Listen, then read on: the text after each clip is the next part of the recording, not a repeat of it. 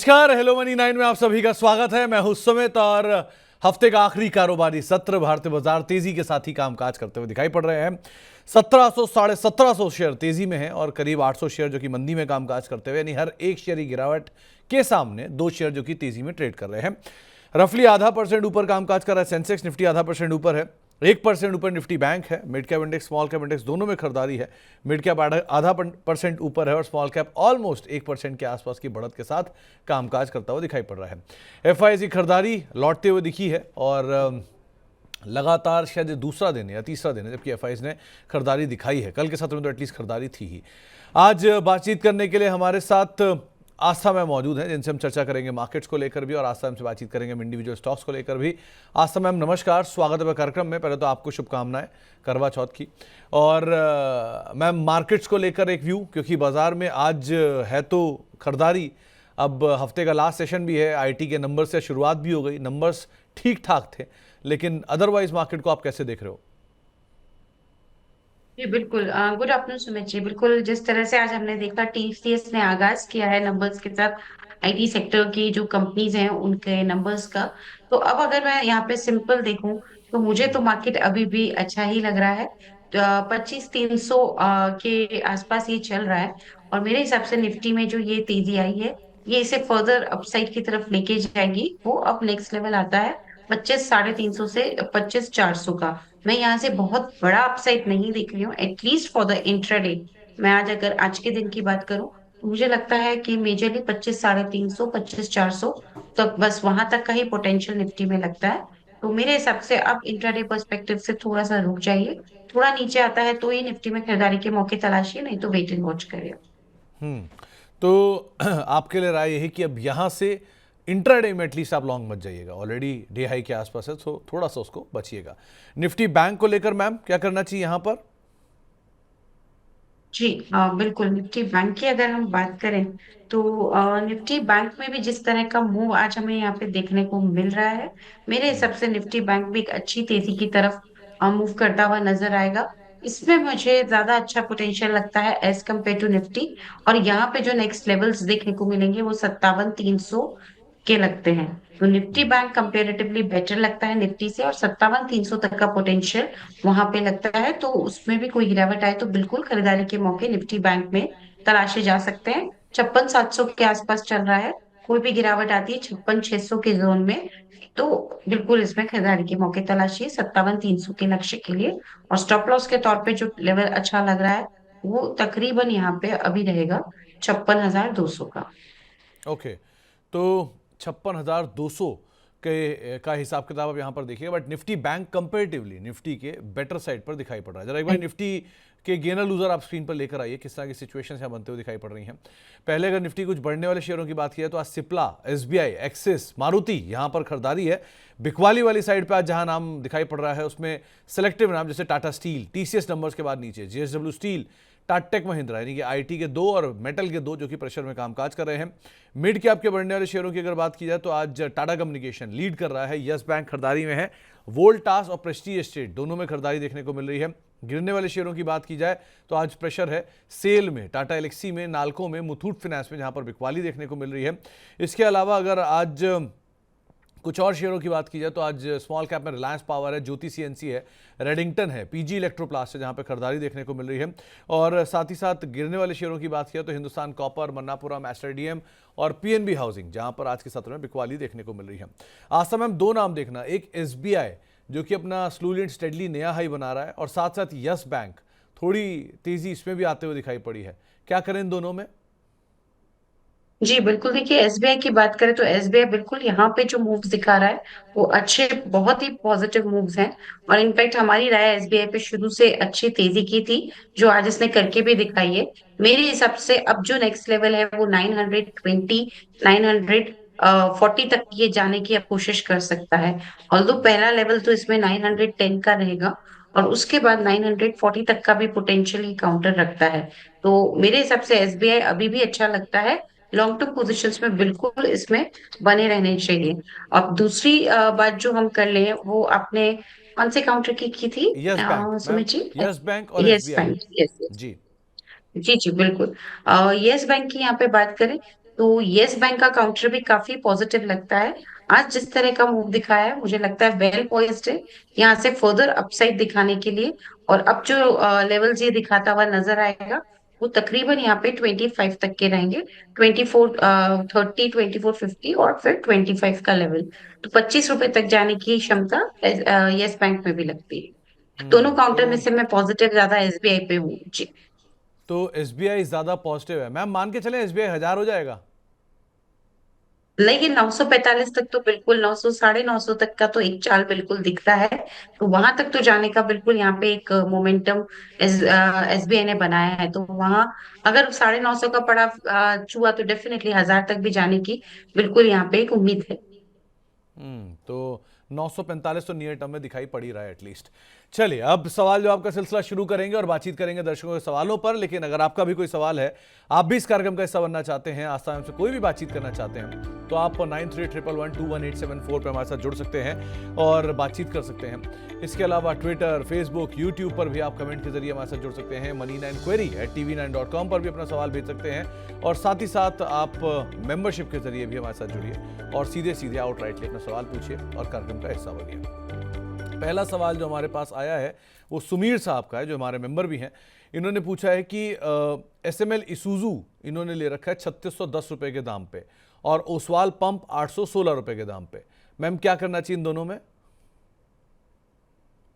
जी बिल्कुल, देखिए सबसे पहले अगर मैं एसएमएल इसुजू की बात करूं तो इन्होंने 3605 के दाम पे लिया हुआ है ये काउंटर। और ये काउंटर कोशिश कर रहा है एक बॉटम बनाने की अराउंड द लेवल ऑफ 3000 भी चल रहा है 3200। लेकिन 3000 पे कोशिश जरूर करिए बॉटम फॉर्मेशन हो। तो मुझे लगता है बिल्कुल बने रहना चाहिए, क्योंकि अगर ये वाकई में बॉटम फॉर्मेशन हुई तो पहला 3400 और उसके बाद 3550 तक का पोटेंशियल बिल्कुल इस काउंटर में लगता है अपसाइड में। इनकी खरीद का लेवल 3600 का या फिर 3630 का है, लेकिन वहां तक 3550 तक का तो पोटेंशियल है। बने रहिए अपनी पोजीशन में, एक स्टॉप लॉस लगा लीजिए तकरीबन 3000 का। दूसरा सवाल इनका ओसवाल पंप्स पे था। और ओसवाल पंप में इनकी जो यहाँ पे खरीद का लेवल है वो तकरीबन 816 के आसपास लिया है। 771 पे चल रहा है, बहुत ज्यादा दूर नहीं है। बिल्कुल इसमें भी बने रहना है। देखिए ये दोनों काउंटर ऐसे हैं कि शॉर्ट टर्म में थोड़ा बहुत पेन दिखा दे, लेकिन over the period of time दोनों ही अच्छे हो जाएंगे। इसलिए थोड़ा समय दे दीजिए इन दोनों काउंटर्स को और बने रहिए। स्टॉप लॉस के तौर पे जो अच्छा एक लेवल है वो 720 का है। तो 720 के स्टॉप लॉस के साथ ओसवाल पंप्स में भी बने रहे। इनिशियल टारगेट 840 का रहेगा, जो इनकी कॉस्ट प्राइस 816 के ऊपर का ही है। बने रहने की सलाह। तो बने रहने की सलाह आपको दी गई है दोनों स्टॉक्स को लेकर भी। एक जेएसडब्ल्यू होल्डिंग पर राहुल वर्मा साहब का सवाल है। 19,200 के दाम पे खरीद रखा है, 2 से 3 साल दे सकते हैं। ऑलरेडी एक बड़ी तेजी दिखा के अब ये शांत हुआ है, क्या किया जाए मैम? जी बिल्कुल, अभी थोड़ा शांत हुआ है, लेकिन मुझे लगता है कि एक बार एक लेवल यानी कि 18,300 का लेवल पार कर ली, ये वापस से तेज हो जाएगा। थोड़ा समय लग सकता है लेवल्स आने में, क्योंकि 17,125 चल रहा है। लेकिन 18,300 के ऊपर एक अच्छी तेजी आएगी जो इसको 19,700 और उसके बाद 21,000 तक भी लेके आएगी। पर इन सब में थोड़ा सा समय लगेगा, तो समय दे दीजिए आप अपनी होल्डिंग को और स्टॉप लॉस के साथ बने रहें, जो कि तकरीबन 15,400 के लेवल पे आता है। थोड़ा बड़ा मैं स्टॉप लॉस दे रही हूँ, बट 15,700 का रख लें, 400 का नहीं रख सकते, लेकिन 15,700 तो बिल्कुल रखना ही पड़ेगा।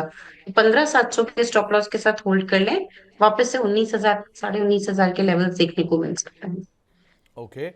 इसके अलावा L&T इंद्रनील साहब के पास है 3300 रुपए के दाम पर, 130 शेयर है। अब वो पूछ रहे हैं कि क्या यहां से पैसा निकाल कर वो सैल्जर में एंटर कर सकते हैं?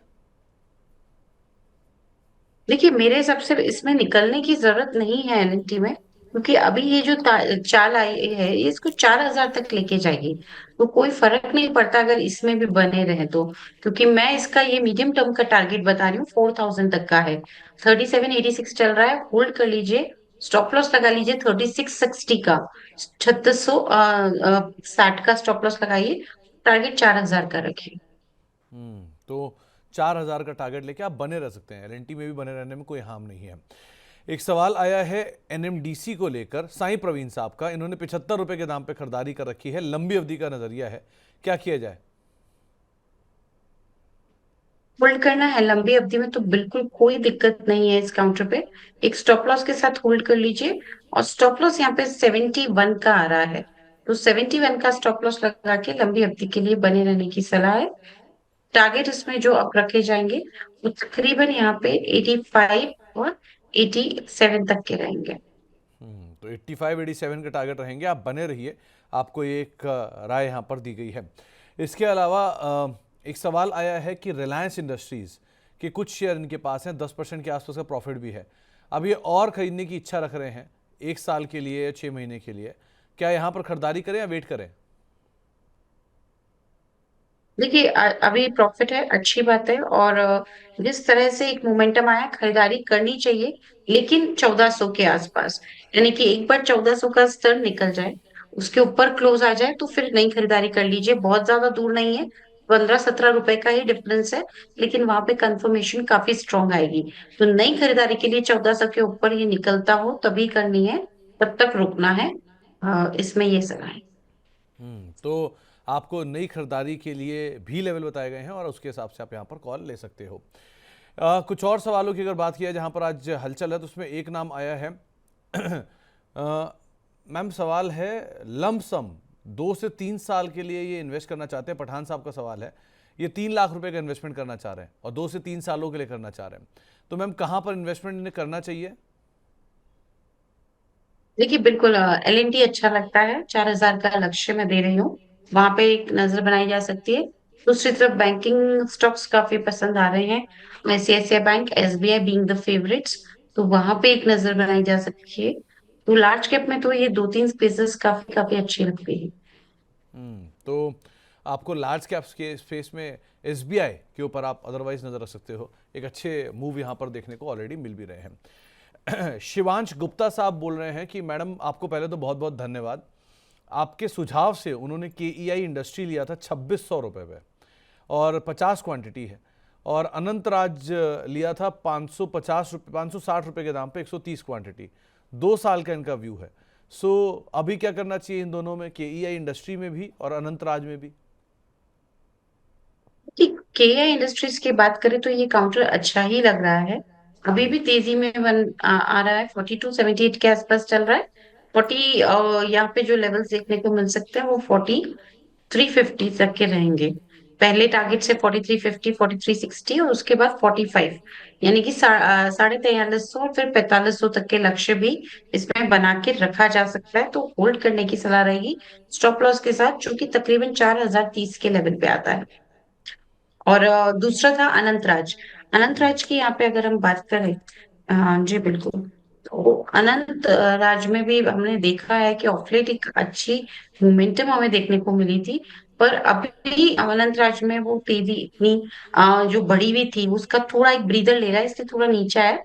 हो सकता है 690 का जो ये लेवल है इसके भी नीचे जाए, 670 तक चला जाए। तो अनंत राज मुझे ऐसा लगता है कि इसमें बने रहना चाहिए, लेकिन थोड़ी वीकनेस आएगी, इसका जरूर एक ध्यान रखें। 670 तक भी जा सकता है। तो 170 तक भी ये जा सकता है, ऐसी एक राय, मतलब 670 तक भी ये जा सकता है। यहाँ पर आप उसके हिसाब से इसे देख सकते हैं। मैम, रेणु सिंघल जी पूछ रही हैं कि NFL 141 रुपए के दाम पे उन्होंने ले रखा है, अब क्या इसमें लॉस बुक कर लेना चाहिए? देखिए, NFL की बात करें, नेशनल फर्टिलाइजर्स की, 141 पे लिया हुआ है। 141 ही बोला, राइट सुमित जी? जी मैम, जी। काफी ऊपर है, अभी तो बहुत नीचे आ गया उससे।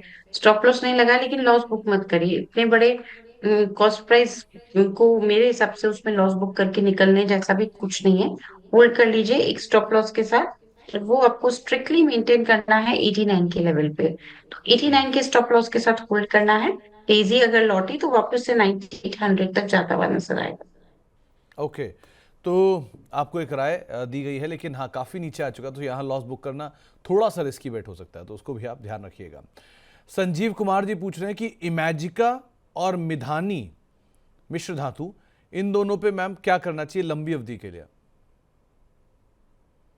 इमेजिका तो नहीं इतना स्ट्रांग लग रहा है लंबी अवधि के लिए भी। और जिस तरह से यहाँ पे चार्ट्स की फॉर्मेशन है, ये तो अगर गिरा और किसी भी वजह से ये एक बार 48 आ गया तो और ज्यादा वीकनेस आ जाएगी। तो इमेजिक का लॉन्ग टर्म के लिए भी मैं होल्ड करने की सलाह नहीं दूंगी। कोई भी ऊपरी लेवल आता है तो एग्जिट करने का ध्यान रखें अगर स्टॉक्स होल्डिंग में है तो। दूसरा सवाल इनका मिधानी पे था। मिधानी की बात करें तो मिधानी एक ऐसा काउंटर है जो लग तो ये भी अभी एक वीक रहा है लेकिन ज्यादातर साइडवेज ट्रेंड में ज्यादा लग रहा है, जिसमें जो एक इम्पोर्टेंट सपोर्ट है 380 का वो ब्रेक नहीं होना चाहिए। 380 के नीचे गया तो दिक्कत हो सकती है मिधानी में। तो दोनों में से मिधानी बेटर है, लेकिन स्टॉप लॉस यानी कि जो स्टॉप लॉस दिया जा रहा है उसके साथ ही होल्ड करना है।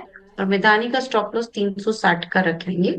और अगर इसमें तेजी लौटी तो वापस से हमें ये 400 से लेके 415 तक के लेवल दिखाता हुआ नजर आएगा। नहीं तो आस्था मैम, आप इमेजिका को तो भली भांति जानते होंगे, आपके तो आसपास ही है। सो देख के लगता है क्या कोई सिचुएशन में बदलाव आ रहा है इनके?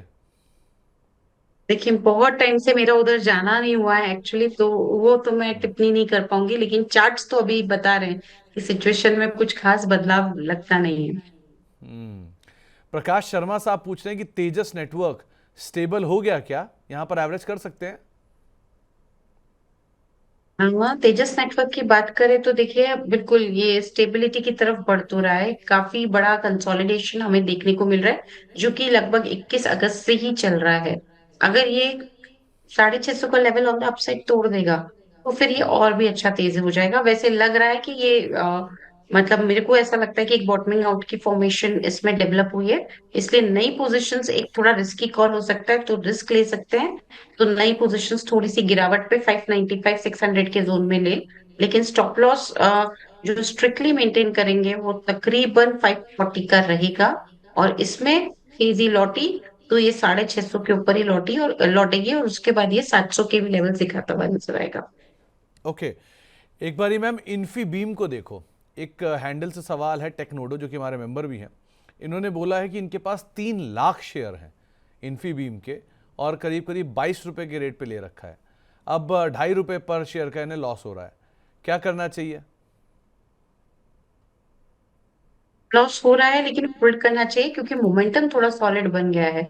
एक बार 22.5 तक जाने की पोटेंशियल भी है जो इनकी कॉस्ट प्राइस है, तो होल्ड करने की सलाह होगी इस काउंटर को स्टॉप लॉस के साथ। और स्टॉप लॉस ये जो लगाएंगे ये अपने 16 रुपए 70 पैसे तक का एक स्टॉप लॉस लगा सकते हैं। हम्म, तो आपके लिए एक राय यही है कि आप 16 रुपए के आसपास स्टॉप लॉस लगाइए, लेकिन हाँ, ये बड़ी पोजीशन आपने ली है तो ज़रा ध्यान संभल के ही यहाँ पे काम कीजिएगा। एक अच्छा खासा आप पोजीशन का एक्सपोजर लेकर ऑलरेडी बैठे हो। जोगिंदर साहब का एक सवाल आया है, ये पूछ रहे हैं कि हिंदुस्तान जिंक और हिंदुस्तान कॉपर, क्या ये खरीदने का सही समय है, जबकि इन दोनों के जो अंडरलाइंग एसेट हैं वो दोनों बहुत तेज चले हैं और ये दोनों शेयर भी बहुत तेज चले हैं। सो क्या किया जाए? देखिए थोड़ा हिंदुस्तान जिंक में तो आज एक प्रॉफिट बुकिंग हमें देखने को मिली है, तो थोड़ा करेक्ट होने दीजिए। 495 के आसपास चल रहा है, 475 पे इसमें खरीदारी के मौके ढूंढिए। अभी इसमें खरीदारी ना करें क्योंकि थोड़ा वीक हो सकता है चार्ट पे और 475 तक भी जा सकता है। दूसरी तरफ हिंदुस्तान कॉपर की बात करें तो आज इसने भी वही सेम मोमेंटम दिखाया है। थोड़ा वीक हुआ है चार्ट पे, तो अभी इसमें भी खरीदारी करने की सलाह नहीं है। 346 के आसपास चल रहा है, 320 330 के जोन में इसमें एंट्री करें। तो आपको एक राय यहाँ पर दी गई है हिंदुस्तान कॉपर और हिंदुस्तान जिंक के रेफरेंस में, आप दोनों पे ध्यान दीजिएगा। मैम हिंदुस्तान जिंक में हिंदुस्तान कॉपर में क्या करें अभी यहाँ से? यहाँ पे वीक हो सकता है, 320 तक जा सकता है, वहां पे खरीदारी के मौके तलाश है अभी नहीं। चलिए, मिर्जा इंटरनेशनल, क्या इन लेवल पे खरीदना चाहिए? बहुत समय बाद इस पे सवाल आया मैम, ये डीमर्जर के बाद से शांति बैठा हुआ है, तब से क्या किया जाए? जी बिल्कुल, देखिए मिर्जा इंटरनेशनल की बात करें तो आज तो उसने ऊपरी स्तरों से थोड़ी सी गिरावट दिखा दी है। मेरे को लगता है इन स्तरों पे नहीं खरीदना चाहिए, इसमें 37 पे खरीदिए इसको। 39 की जगह अच्छा रिवॉर्ड मिलेगा। 37 पे खरीदारी करने की सलाह है, 36 के स्टॉप लॉस के साथ।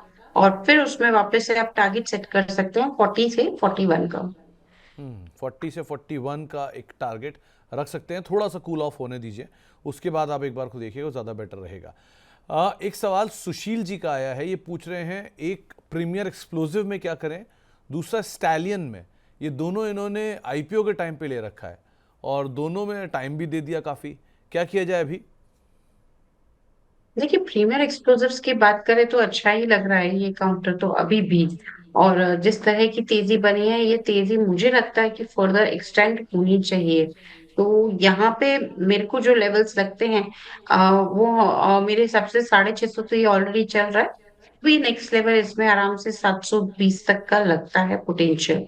तो प्रीमियम एनर्जी इनिशियली 720, और उसके बाद है 730 के टारगेट्स। इनके लिए बिल्कुल होल्ड किया जा सकता है, लेकिन नई पोजीशंस के लिए रुक जाए, नई पोजीशंस ना बनाए। ओके, तो नई पोजीशन अभी आप ना लें, ये आपको राय दी गई है। मैम स्टैलियन में? बिल्कुल, ये तो स्टैलियन तो बहुत अच्छा एक हमने देखा था कि नया ही आईपीओ में आया था। अच्छा मोमेंटम इसने चार्ट्स पे दिखाया है। बढ़िया लगता है ये काउंटर, लेकिन अब काफी ज्यादा तेज हो गया है। तो थोड़ा संभल के इसमें भी अभी नई एंट्री ना करें, क्योंकि बहुत तेज हो गया है ये। तो अभी आप नई एंट्री ना करें कि काफ़ी तेज़ हो चुका है, उस पार्ट को भी आप ध्यान रखना। अरिहंत योगी साहब, पहले तो उन्होंने पूछा है कि आपके फॉलोअर हैं, आपके प्रशंसक हैं, और उन्होंने पूछा है कि आरएस थैंक यू। इंफ्रा 160 रुपए के दाम पे खरीद रखा है, और आईओएल केमिकल भी 112 रुपए के दाम पर। क्या करें इन दोनों में? जी बिल्कुल, एरस इंफ्रा की यहाँ पे बात करें तो एरस इंफ्रा सॉल्यूशंस में अभी तेजी जो आई है वो फर्दर एक्सटेंड एक्सटेंड हो सकती है। 174 पहला लेवल, और दूसरा लेवल 180, वहां तक जा सकती है। छोटे टारगेट्स में दे रही हूँ, बड़े टारगेट की बात करें तो 200 के ऊपर का लेवल भी दिखा सकता है। तो ये काउंटर अच्छा लगता है, बने रहिए इसमें। स्टॉप लॉस जरूर लगाइए 145 का। वन और फोर्टी एक फाइव और का कौन सा एक stop counter? Loss. Ma'am RS infra, और दूसरा आईओएल केमिकल 112 पे ले रखा है। आईओ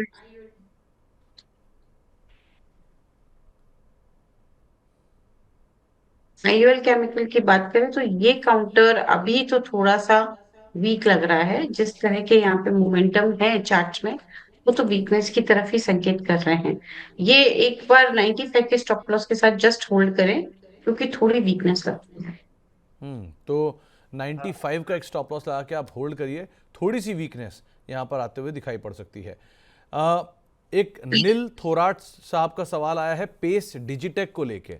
मैम इसका आईपीओ अभी होकर गया है, और बीच में कुछ रिपोर्ट्स भी आई थी कि हाँ। यहाँ शायद इंटरेस्ट कॉस्ट को लेके इन्होंने कुछ इश्यूज हैं इनके नंबर्स में।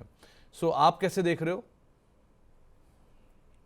बिल्कुल, यहाँ पे देखिए आईपीओ के वक्त तो ये ठीक ही लग रहा था पेज डिजिटेक। तो मुझे लगता है कि इसमें एक लॉन्ग टर्म होल्डिंग का मन बनाया जा सकता है। तो लॉन्ग टर्म के हिसाब से इसमें निवेश करने की सलाह रहेगी। अगर निवेश किया हुआ है, क्योंकि आईपीओ के टाइम लिए हुए, तो होल्ड कर सकते हैं। पेज डिजिटेक में अभी तो मैं होल्ड करने की सलाह दे रही हूँ, लेकिन purely on the long term basis. Short term में कुछ खास इसमें अपसाइड मोमेंटम शायद देखने को ना मिले। इनफैक्ट आज वापस से ये काफी अच्छी फॉल दिखा रहा है, जो इसे 210 तक ले जा सकती है। तो 210 तक इसका फॉल इसे लेके जा सकता है। सो उस हिसाब से आप यहाँ पर एटलीस्ट अपनी नज़र रखना। रेडिंगटन एक 288 रुपये के दाम पर खरीदारी कर रखी है। 257 शेयर इनके पास हैं। पीछे काफ़ी चला था, अब वापस शांत है, आज वापस तेज़ी में आया। क्या किया जाए?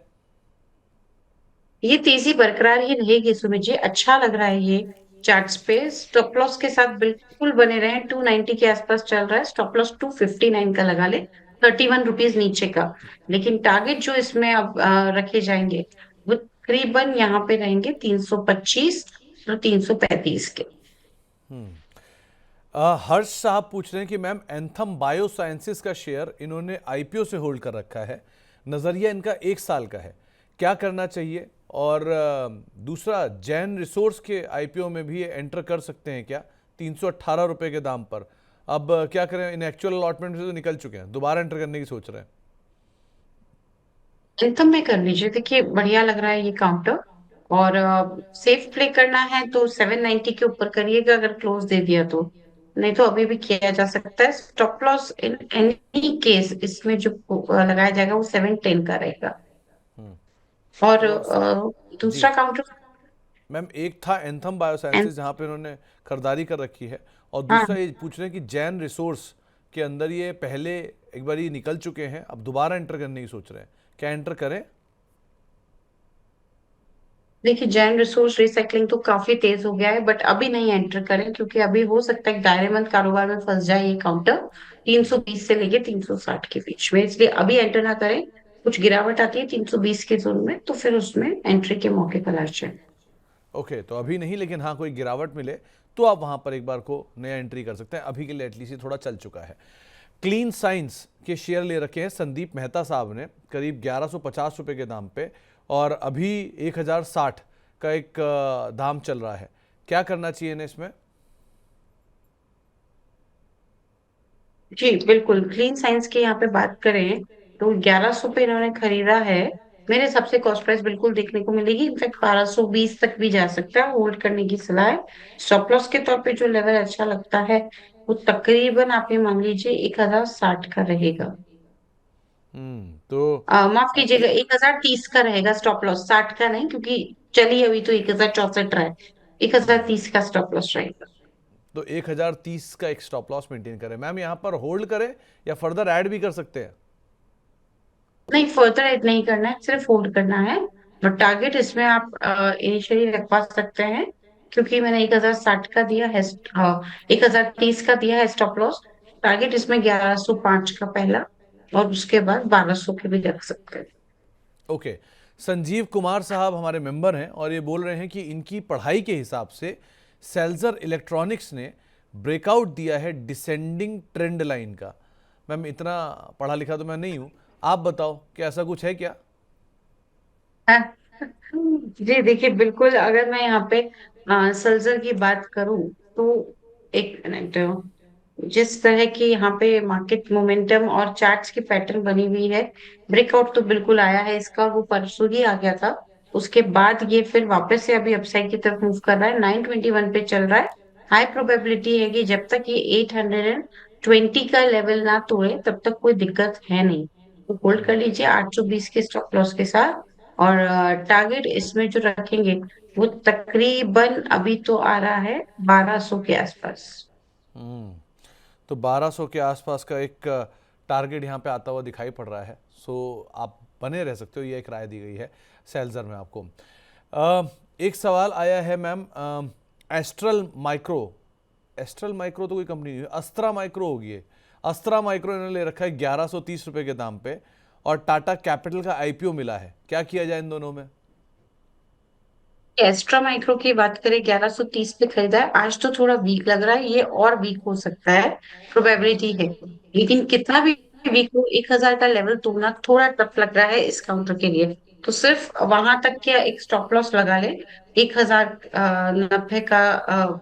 यहाँ पे जो स्टॉप लॉस लगाएंगे वो 1090 तो ये चल रहा है, लेकिन स्टॉप लॉस यहाँ पे जो लगाएंगे वो 1010 का लगाएंगे और होल्ड करेंगे पोजिशन। 1010 का एक स्टॉप लॉस लगाएंगे और पोजीशन को होल्ड करेंगे, ये एक राय यहाँ पे आपको दी गई है अस्त्र माइक्रो के लिए। और मैम टाटा कैपिटल का आईपीओ भी इनको मिला है, इसमें क्या करें? देखिए लॉन्ग टर्म में कोई दिक्कत नहीं है, शॉर्ट टर्म में क्या हुआ है ना कि जो टाटा मोटर्स फाइनेंसिंग बिजनेस इन्होंने किया है अपने साथ में, तो उसकी वजह से थोड़े से फाइनेंशियल्स अभी वीक हो गए हैं। तो मेरी सलाह भी इसमें लॉन्ग टर्म का नजरिया रख के ही लगाने की थी। तो अभी भी वही सलाह पे कायम हूँ, ये एक लॉन्ग टर्म कैंडिडेट है, सिर्फ पोर्टफोलियो में रख लीजिए, उतना ही बहुत रहेगा।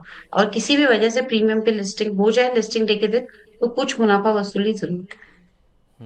तो कुछ मुनाफा वसूली यहाँ पे आपको अगर मिले तो आप लेकर निकल भी सकते हैं।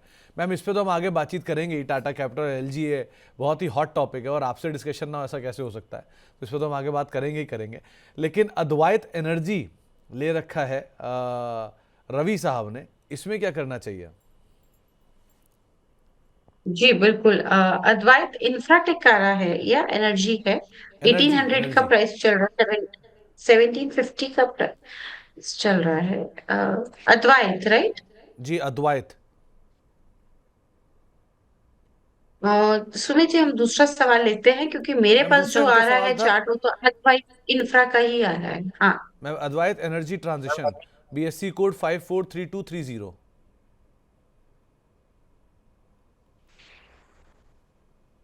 नहीं, नहीं आ रहा है मेरे पास इस कोड से कोई भी काउंटर।